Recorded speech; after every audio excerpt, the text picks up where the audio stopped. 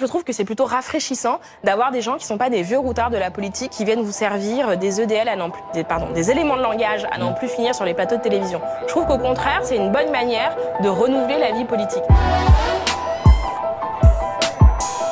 François de Rugy présente sa démission. Il est embourbé depuis la semaine dernière dans des polémiques sur son train de vie, notamment des dîners fastueux organisés à l'Assemblée. C'est une décision d'abord personnelle. Décision personnelle. C'est une décision personnelle de François de Rugy. Il a fait un choix qui lui était personnel. Un choix à la fois personnel, mais aussi en soutien du collectif gouvernemental. Et un choix pour protéger le collectif gouvernemental. Il faut aujourd'hui un choix qui l'honore. Une décision quelque part qui l'honore. L'honore parce qu'il fait le choix de se défendre face aux soupçons et aux accusations dont il a fait l'objet, dont il est aujourd'hui l'objet. Dont il fait l'objet aujourd'hui. Il souhaite pouvoir se défendre librement et sereinement. Pouvoir être libre de manière sereine. Ce que je peux vous dire, c'est que la réaction du gouvernement a été extrêmement rapide. Le Premier ministre très rapidement a souhaité discuter avec François de Rugy. Très vite, le Premier ministre a souhaité que François de Rugy puisse non seulement s'expliquer publiquement. Le Premier ministre a aussi souhaité très rapidement que des enquêtes puissent être diligentées. Je veux aussi signaler qu'à ce stade,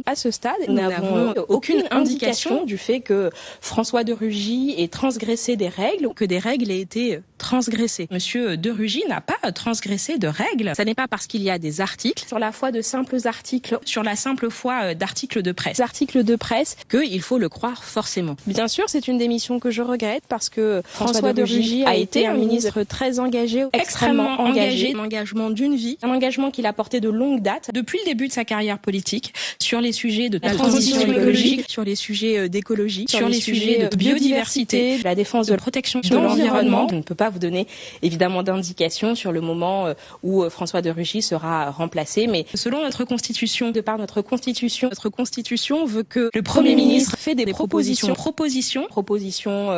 au président de la République et le président de la République de prendre sa décision en matière de nomination. Je vais essayer de ne pas vous livrer mes petits secrets de communicante.